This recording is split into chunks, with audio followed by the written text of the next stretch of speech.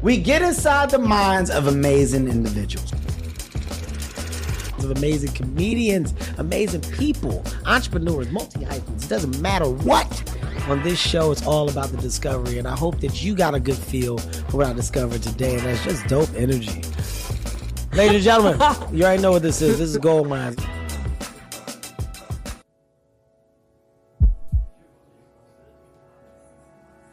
What up, world? You already know what it is. It's another episode of Gold Mines, and you know what we do here. Oh, my God. We get inside the minds of amazing people, and today will be no different. Why? Well, not just because I said so, because I know so. Ooh, that rhymed. If I'm off to a rhyming frenzy, that means this episode is going to be amazing. I feel good when I rhyme. I feel like I should have rapped. Maybe it's all this rap beef going on that's got me feeling myself. Feeling myself, top shelf, like an elf. Don't forget it. Forget it. Guys, I'm excited. I'm excited because this is an interview of a new now team member.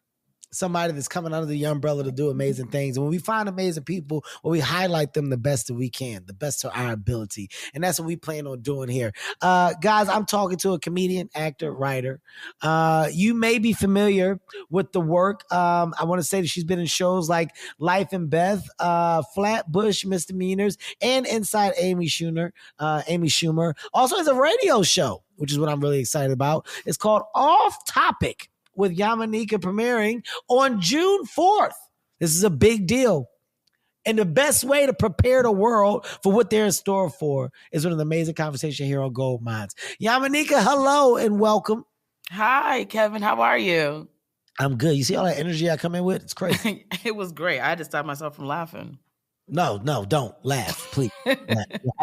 Your hat says comedy. I don't want you not to. It does. But I try to be as professional as possible, you know. Well, I want to talk to you, of course, about a lot of things. But the first thing, you're from Baltimore. You're right up the street from me. Of course, you know, I'm from Philadelphia. And Absolutely. My wife is from Baltimore. What part of Baltimore? Well, I was born in Baltimore, immediately whisked to Aberdeen, Maryland. Immediately. Okay. Immediately. So, why did you? Why was it they immediate? was like, listen, she ain't gonna be in the wire. Okay. You know, you had to get out of Baltimore quick, fast, and in a hurry, and go right to the suburbs. It was easier to dodge crackers and niggas all the time. So, here's the reality: don't let the suburban life fool you. Okay. I still got a little be more in me. Understand? Okay. All right. Who did you move to the suburbs with? With my grandparents. You know, I had a traditional Black story. Birthed by my mother, raised immediately by my grandparents. So, by the way, when you say traditional, like I don't want to laugh, but I have to laugh because I understand why the word traditional comes out your mouth when you say, yeah, you know, traditional shit. My mother had me, but my grandparents had to take me. So, you know, that's what it was. It's all irreverent. It's all inappropriate. And it's also like a little tongue in cheek too, because I grew up very well. So, and I have an amazing relationship with my mother, but my mother was, you know, she was in radio and television and engineering and stuff like that. So she wasn't really in a position to slow down for a kid, and my grandparents were. So, you know. So it was like it was a mutual understanding thing. Was your mother still in your life at the time, or was there like a period of time where it was kind of just all grandparents, no mom, and that was a relationship that had to be rebuilt? No, my mother was consistently in my life. But it was a situation where, you know, my grandparents took on a lot of the fiduciary responsibility for me. Fiduciary, good shit. Wow, good word. And you know, it was a great time. I'm not mad at my situation. I'm appreciative my grandparents had the opportunity to put me in parochial school and let me grow up well with a family environment. And now I'm here being off topic. I love it. Mm-hmm. Now, when you talk about your grandparents, and we talk about just humor, where did the humor come from? Who's responsible for the funny gene? You know, I'm really blessed because I think all sides of my family are funny. My father's side of the family's funny. My mother's side of the family. I just remember my grandparents, it was a lot of, you know, what we call the dozens, right? And you had to hold your own, and for anybody to listen to you, you had to have something funny to say. So it was a lot of practice. We was snapping on everybody. Even my aunt who got special needs, she was catching it. You see what I'm saying?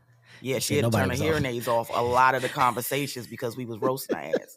But, that's how you got down. You held your own. And that's what my comedy is like. I may not say something that you like all the time, but I'm going to say something you need. I saw you perform in New York. I was at the Cellar when you went up. And I quickly, like when you hear an East Coast accent, for me, it's just something different about it, right? Like it's such a commanding tone that demands attention on stage, and your stage presence, persona. I remember it stuck out so well simply because it was like you've been here. It looked as if you've been here for a long time.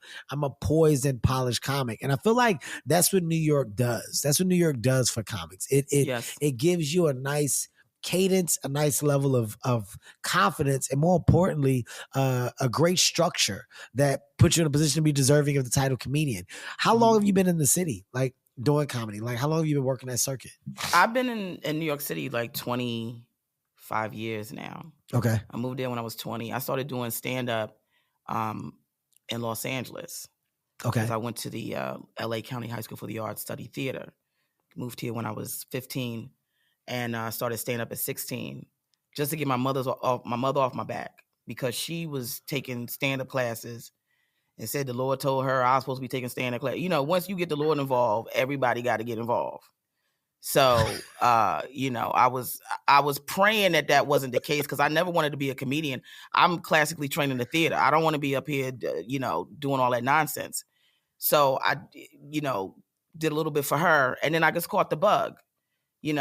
I'm very different than I am now, and obviously not just because I've grown up, but because it goes back to the point when you say you saw me and I had such a command.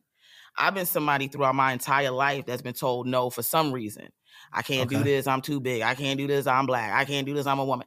So living in those kind of restraints and then having to push myself through the world the way that I have had to, it just doesn't allow me to think I don't deserve to be wherever I am now.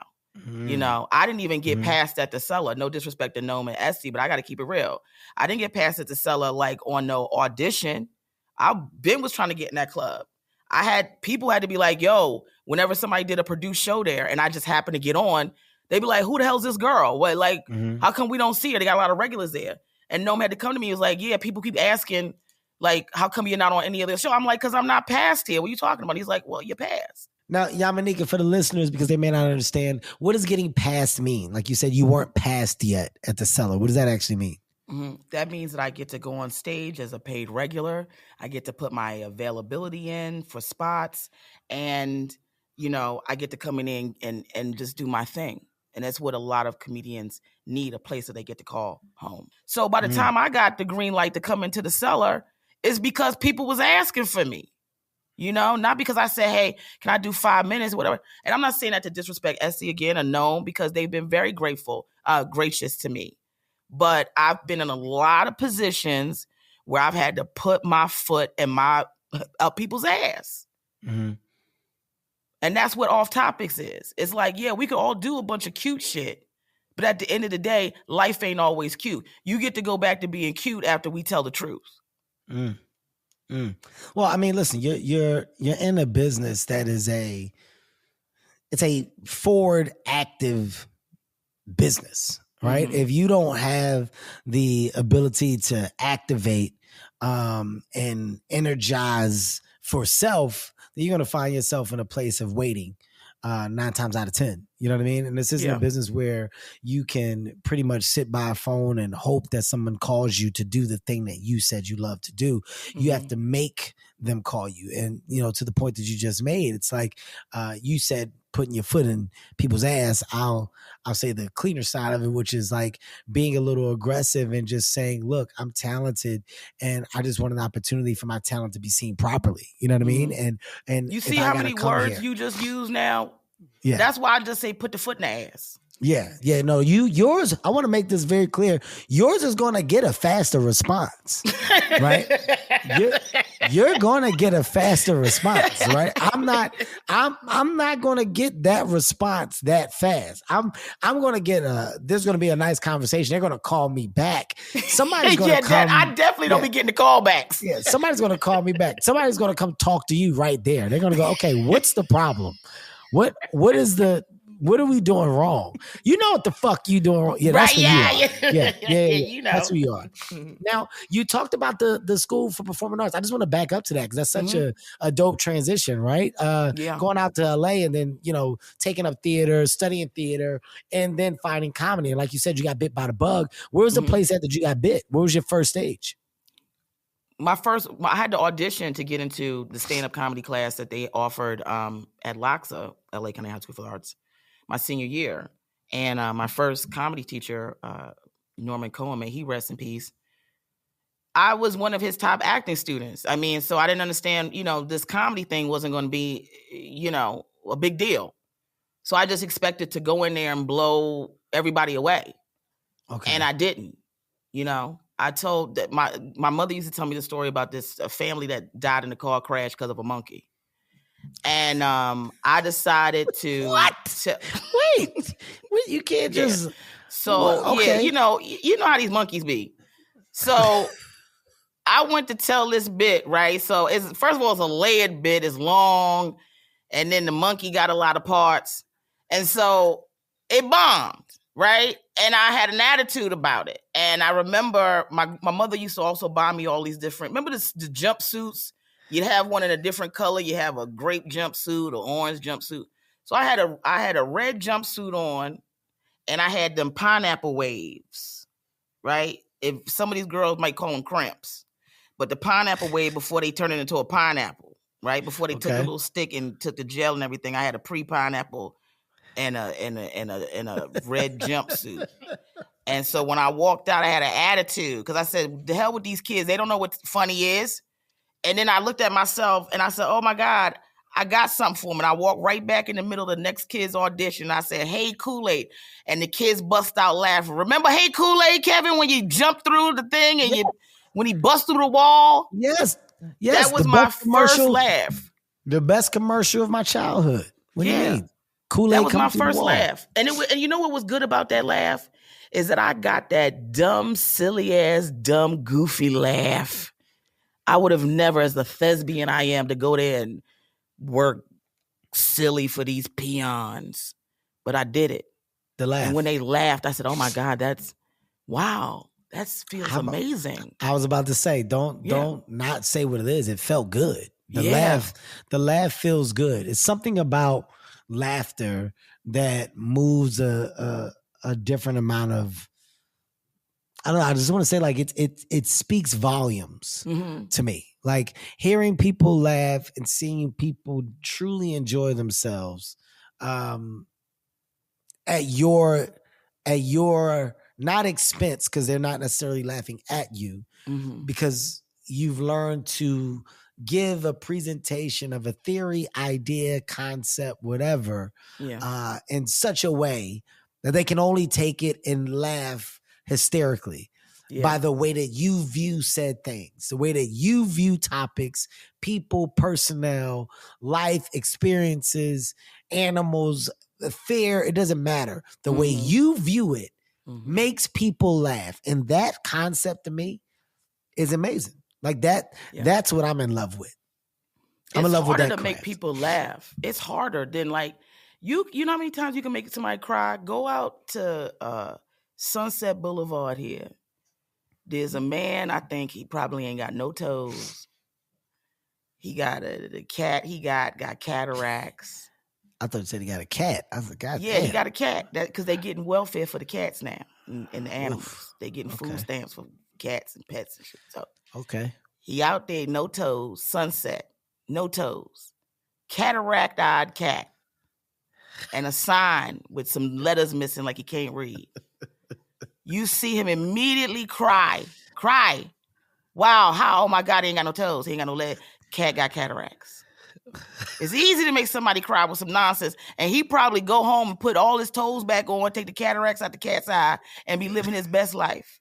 You know how hard it is to make somebody laugh and go through all the judgment of what people think is funny and not funny? We can all agree on what is a sob story. We cannot agree on what's funny. Yeah. And then you try to make a group of people who don't even know each other for the most part come together and try to laugh. The audacity that we have.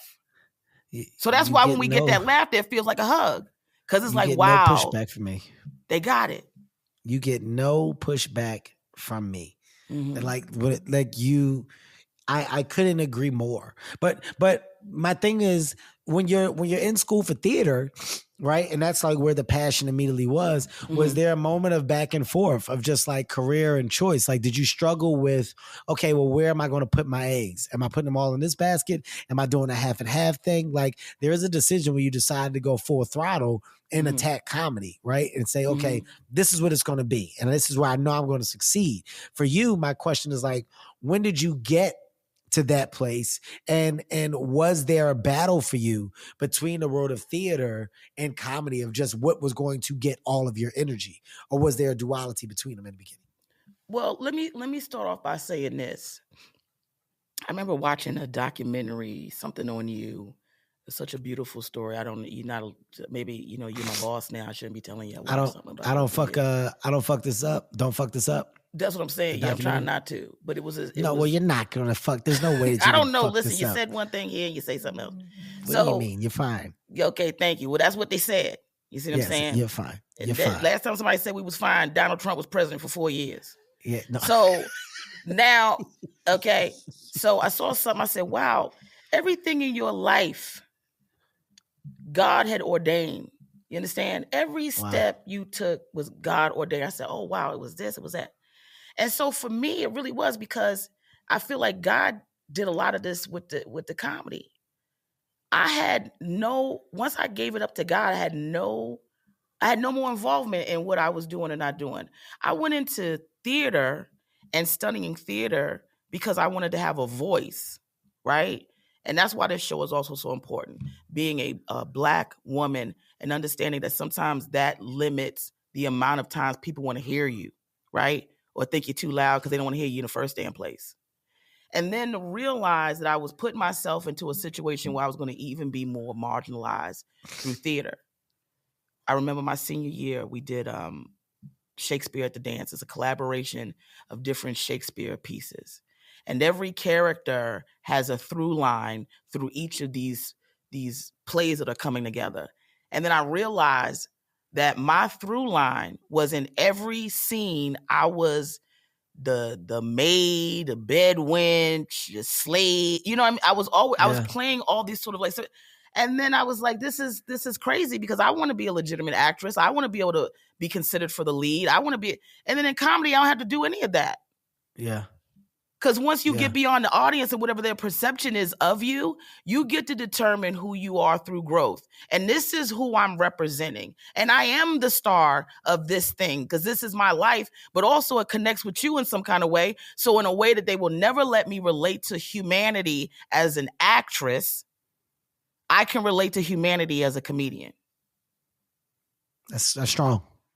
That's strong. And I mean, to have that realization, I mean, first of all, that's tough. I mean, just to like in real time see yourself be pigeonholed in a space where it's like, this is about the craft, this is about learning and executing and just getting good. And even in this space, I'm being confined to to a section or a tier where that's not why I'm here. I'm here to progress and do more and just try my best to become the amazing actress that I know that I'm capable of being. But in comedy, okay, everything happens for a reason. Like you say, some things are destined, some things are ordained, right? You fall in love with it. It is now what you are doing and have done for 20 plus years. Yes? Yes. 20, you said 25, correct? Yeah. That's strong. Yeah. That's strong. And it's you grow in this business, and then there's a level of different like aspects of you that come out, evolve. And I had to shed a lot of like the, suburban Christian girl I was raised to be, and stop trying to be certain things for people to understand. I remember I was going through a whole stint where it was like, my grandma was like, well, don't forget, you have to let people know that you're smart and that you have an education, because they're going to think, you just stupid and, you ghetto and you ain't got this on, big girl, how they think about big girls. Make sure you change your panties at least twice a day. And, you know what I'm saying? Because if you get hit by a car when you go outside, and your panties got messed up, they're going to be like, look at her grandmother didn't tell her how to wash underneath the panties. So, she would tell me things like that. And then, I change make sure your drawers twice a day. Well, you got to change. Well, your big girls got to change their panties a couple times. They got to change. I never knew that. Yeah, I never knew that. Okay, I understand. And some of these skinny girls, quiet as kept, they need to change their panties too. Don't get comfortable because you skinny. Talking about you gonna put some Lumi on. Lumi's not for you. You need to get some deodorant, soap, scrub. Lumi for them white women and whatever little light scent they got going on, because they always got juniper in their panties and shit. But if you a black woman, you got that 4C hair down there, you got to really get going with some bad, just soak just a little bit. There ain't nothing wrong with soaking. You got to, you say it's got to marinate. You got to marinate. Yeah. But baste it in a nice, like I'm 45 now. I'm marinated, but it ain't, overcooked. You just make sure you change the juice out every now and then. You just take, how you scoop the juice in, you put the old juice and new juice and a little seasoning. Yeah, base it with a little something. And if you got a real problem, it's time for you to go straight to the doctor. You're not supposed to be down there smelling like a hunter. You see what I'm saying? Or go get your Amazon, got vaginal suppositories for about $20. You get a pack of 20 and get, all you need is a week just to clean your vagina out. Oh, what was we talking about? I mean, listen. If this is what off topic is, I'm in. Yeah. If this is what it is, this is what it is. I'm in. I got ADHD. This is exactly what it is. I'm in. If this is the world of what off topic will present, I am in. And by the way, these are the things that should be on topic.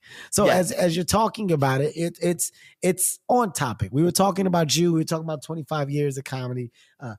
And we were just talking about, like, you being in the game that long. Now, I want to say, of course, comedy opens up other doors. And it's crazy how it works. Like right now, of course, you do have your show, which is going to start on June 4th, called Off Topic. And we're excited about that. But, life goes full circle. So at some point, you are going to like get back and have these acting opportunities like you've had. Like I went down a list of shows that you've been in and that you've done, that you've worked on, acted in, wrote, etc. But it's like, is the bug still there for the higher side of acting for you? Are you in love with the comedy and just the comedy, or is there a want for more in that stage, in that space? Well, I'll say this. Number one, not one role on my acting resume did anybody want me for that role. Not one. I mean, with Flatbush, I did that as a pilot. I just came in like a stone cold. I had to make a baby blanket, and I didn't stop knitting while I did the scene. And it was just insane. And then they were like, "Oh, this is great," And then I came in with that. Even with Life and Beth, I thought I had it, I didn't have it, and then I had it, I didn't have it. Nothing. I don't go for anything. I just be like, God, just go. Whatever. I'm enjoying life. I'm enjoying even the hustle when I was doing open mics and 2 drink minimums on. Like I'm enjoying all of it. Wherever it leads me, it leads me. I still get to act. Because when you go on stage, you are giving a sort of extroverted version of yourself, of all the things that you don't say. All of these thoughts, the vulnerability, or at least I do. I don't shy away from things. Whatever goes into my head and I want to say it, I say it. And I think sometimes that's why people think things with me are crass or hard. It really isn't. It is as with love and compassion that I can give these things that I think we need to talk about. But also, if I can give it to you in a theatrical way, or, in a way that is palatable for you or fun for you and I, then even more better. Because I'm not here to be a politician. I'm not, unfortunately, my grandmother wanted me to be a minister. I'm not here to be a minister like that. I'm here to be a minister like this. I like it. I like the clear understanding that you have for yourself. That's what I really like. I like you're just very much aware of who and what you are and where you are in this particular time.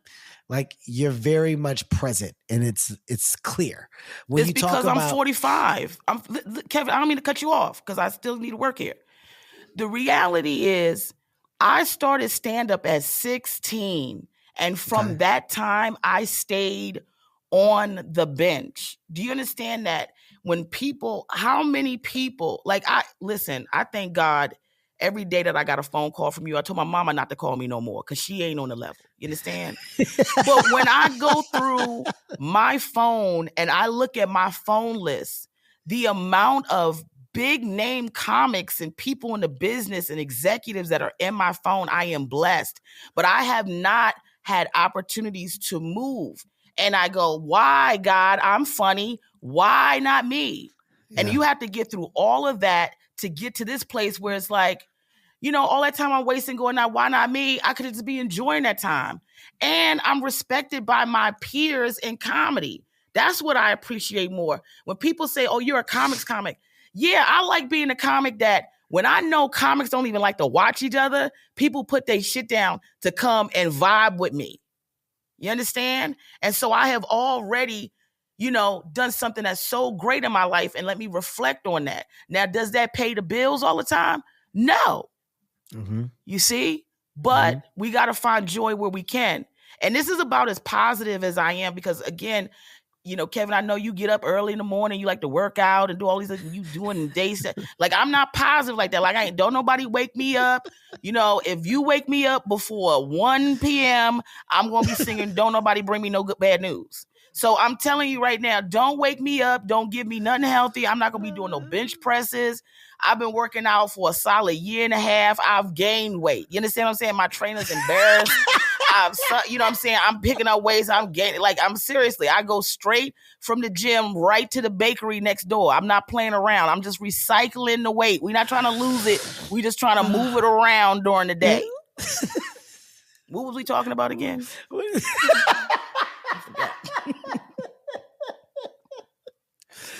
Why you say you got ADD? You really feel like you have ADD? No, I've been classically diagnosed traditionally. Are you serious? You're not. No. Yes, I do. Why is it so shocking? What's so funny is most women are not diagnosed with ADHD until they're in their 40s. Because most of this stuff that's like ADD worthy is stuff they just assuming women doing anyway, walking in the walls, driving without looking at the steering wheel, doing all kinds of stuff, doing their nails in their head at the same time, talking to 4 different people. That's what we women doing. So what kind of friend are you? Are you the very blunt, truthful friend? Like, I can assume that you have friends, but I'm just picking up. I'm picking up from you. Like, are you very much like, bitch? No, it's you. Like, stop. No, I'm not gonna keep playing with you and telling you. Are you very much like a forward-facing friend? Tell it like it is. I'm not blowing smoke up your ass, anybody else's. This is this, and this is the problem. I mean, yeah, a little bit. I mean, obviously, come on.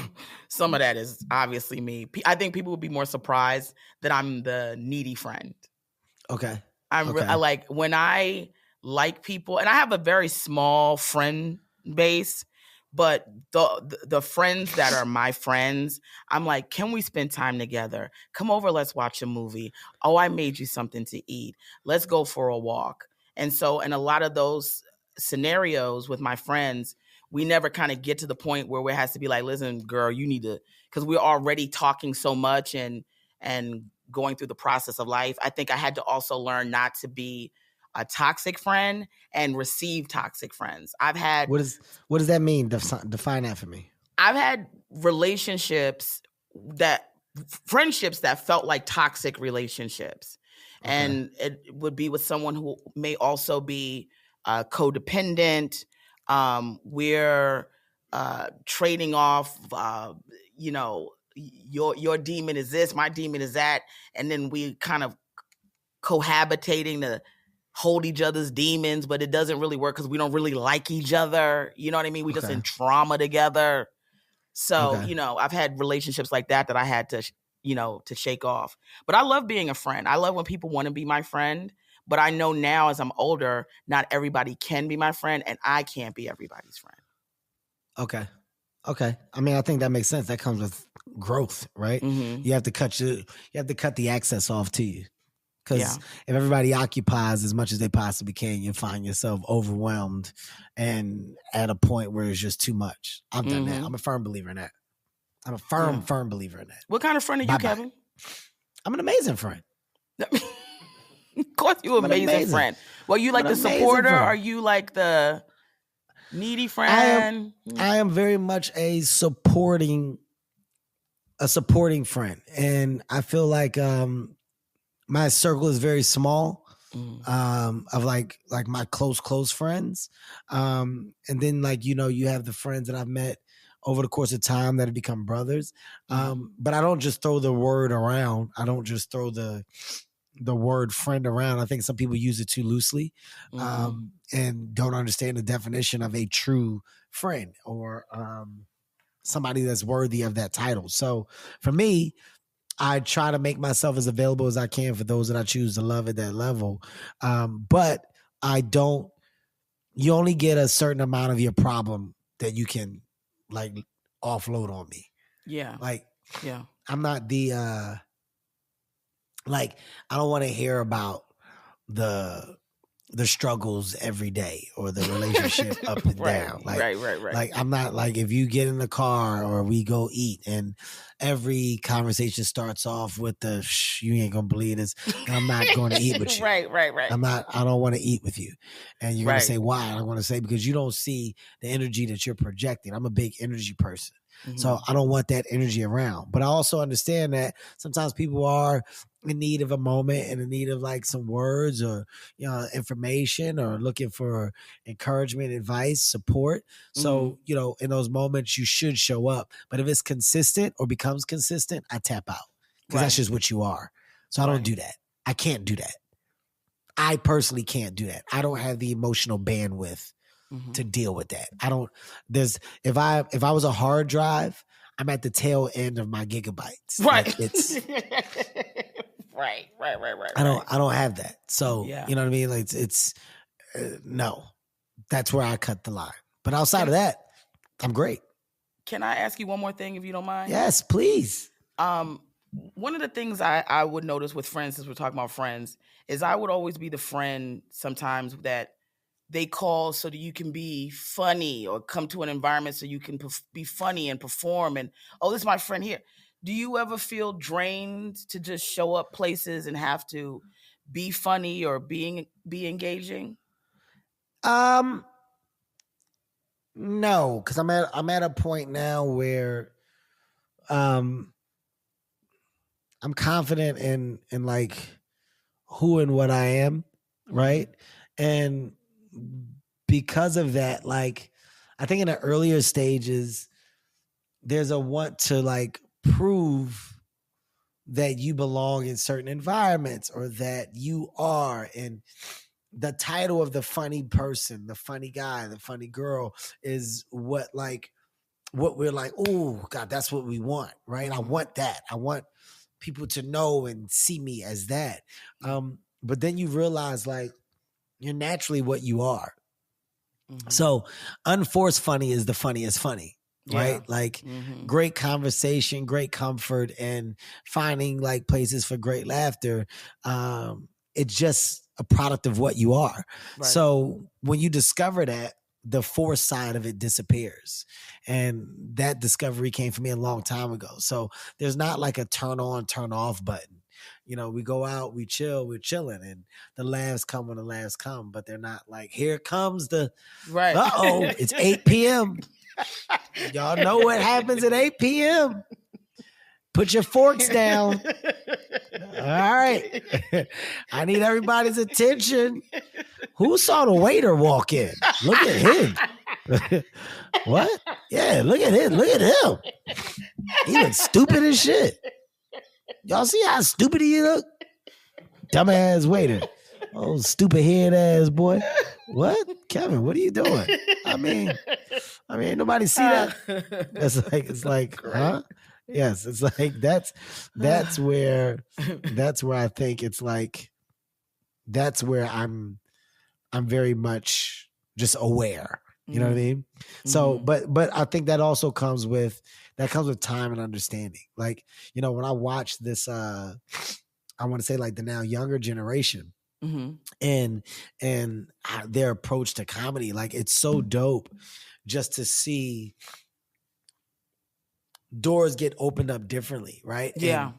And the road to the stage isn't the same road that it once was for a lot of people. So, you know, embracing these new ideas of funny and how much of a variety that can be and that comes in has been a dope thing for me. So the forceful energy that I once had is the energy that I have today. And it's more for me about like trying to put people in the best position that I possibly can to help them further themselves. And, you know, I hope that I'm getting it right. I hope that I'm doing a good job of it. But I love the business of it. I love the idea of being someone that is attached to creating a bridge for this next generation of funny, of culture to walk over and find success. If Heartbeat can be a through line to that, I'd be happy as hell. Like that would be the win. That's the next version of the win. I'm not chasing a bigger star for me in comedy at this time. I think, anywhere you have been, like if I come somewhere and Kevin was just here, Kevin, it's never like a negative. You know, sometimes it'd be like, oh, you know, so-and-so was here and they was doing this and doing that and entourage and acting like they was better than me. And nothing but positive from every level of comedian that I've ever heard has encountered you, and which is a hard thing to do. And it does come, I'll be honest, I don't have your spirit like that.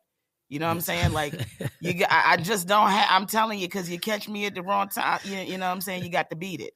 But you gotta, because it's hard, especially in the space of comedy, to be that kind of person with comedians. Because, we see somebody that got low, let's get back to Kevin, tell him, just get him a tape, tell him what he got, we're nuisances when we're trying to get on the network and shit. Beat it.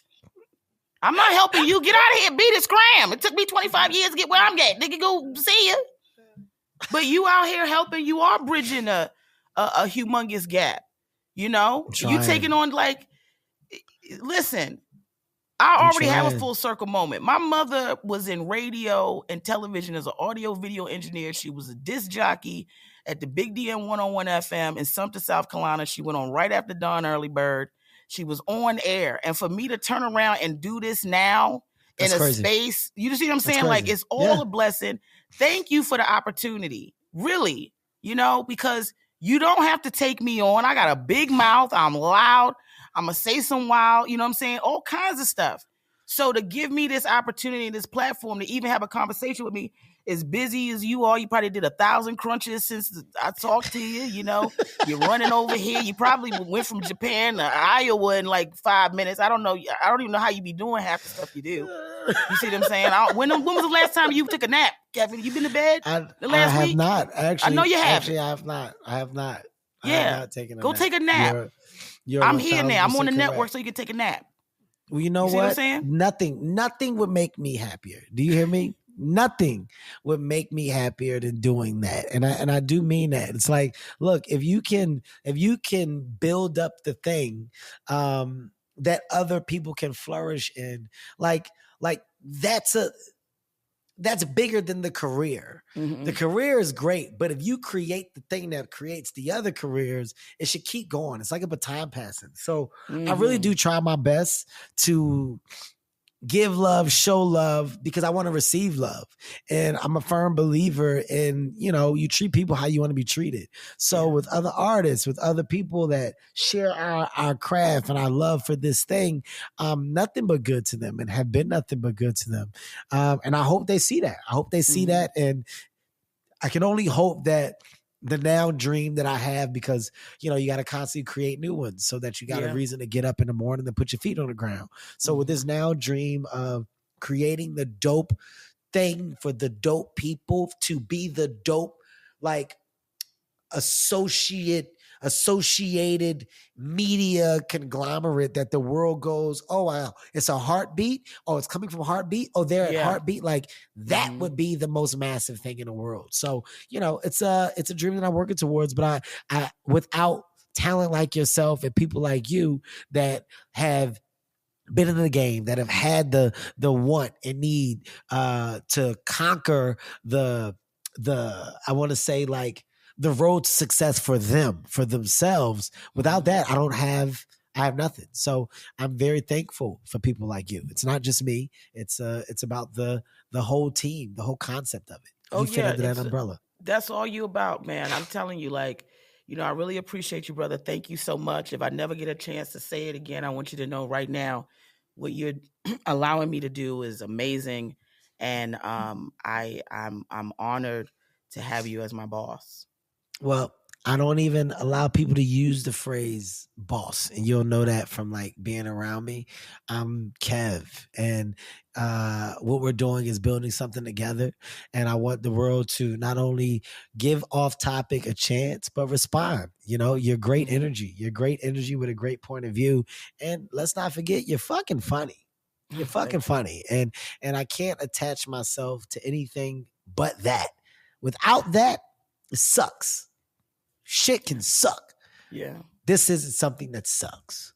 This is something that's more than worth my time. And you're just a talent. You're a real talent. And the 25 years that you have put into the game aren't 25 years that, like, have gone to waste or that are just, like, in the past of time. Like, you are a polished, sharpened weapon when it comes to the concept of comedy and the understanding what a comic is. You are that. You fit that definition. So, you know, it's not about the timeline. It's about just being patient and understanding that the shit is going to come. It's not when, it will. Well, amen. It's just being patient enough. That's it. Man, I'm deleting my father's number off my phone as soon as this is over. I want him to have as limited access to me as possible, because I've arrived. And my mother's on the chopping block for next. No, don't count your mother and your father out. Before we ask them out, I do want to ask you this, because I didn't ask you yet. You know, we were talking about stand-up comic and, you know, starting in the theater space, getting to comedy. What like, who were people that you pulled from? Like, who were some of your energy sources that you were like, I like them, I like that style? Like I would say, what are your top 3 to 5 that in the younger stages of your career that you were like, this is what I want? I mean, I definitely wanted to be Bette Midler. Like, definitely, because I like the fact that she was able to be funny and sing and do all these levels from the stage. And, you know, I always wanted to incorporate that somehow. Sing, dance, acting, all of that. Carol Burnett, you know, I grew up watching, you know, Carol Burnett and, you know, seeing all the careers that she sort of spawned from Mama's Family and all these things. And then, you know, it's listen, my grandmother knew I wanted to be in the business somehow. And she would, you know, we'd watch Dolomite, even though we weren't supposed to, you know, because she was like, well, you trying to do the little acting and stuff, you need to watch this. And so I, you know, I inappropriately know Dolomite, and there was a swag there that I think got confused with the pimp of it all and the raunchiness of it all, because way underneath all of that was a substance of how a hustler moves. So I try to bring a little bit of that swag in, and all my skills from, like, you know, theater. You know, Della Reese, you know, there's so many people that, you know, I could say added to, like, just watching them and watching how they moved. And, you know, yeah, I have a lot of respect for the generation, my grandparents' generation, actually, of talent. I love it. I love it. Now, before we go, the world needs to know from you, why watching Off Topic should be a priority, why it should be a choice that they should not hesitate to make, and why your show is separate from other shows. You got the wheel. Thank you. Let me tell the monkey to get in the passenger seat so I can drive.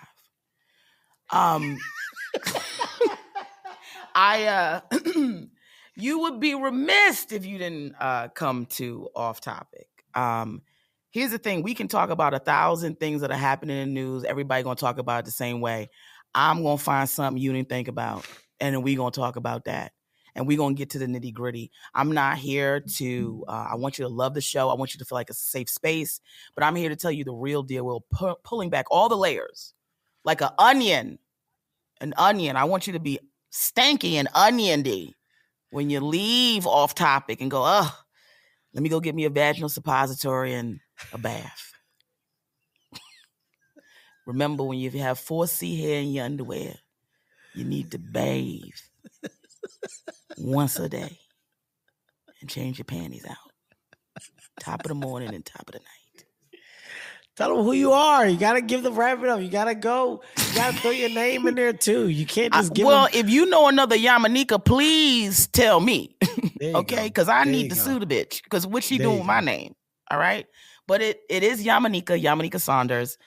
Don't let the shit fool you. I am as sweet as it can get, but these words coming out of my mouth are not going to wait for nobody. So you better come catch them, okay? Every Tuesday, Wednesday, and Thursday is going to be the hottest time you've ever had. You're going to have to turn it down in your offices because I'm going to get you fired. Well, it doesn't get better than that, people. You heard it from the source's mouth. Yamaneika, Off Topic. It's going down June 4th. We will be hitting you hard, and I cannot wait. What an amazing conversation this was because of the amazing person I got to talk to. It's nothing better than talking comedy. It makes me laugh. I hope that it makes you laugh. More importantly, I hope that you got some gold because that's what we do here. We drop gems. Not for me, but for you. This is Gold Mines. God damn it. I'll see you next time. It just gets better.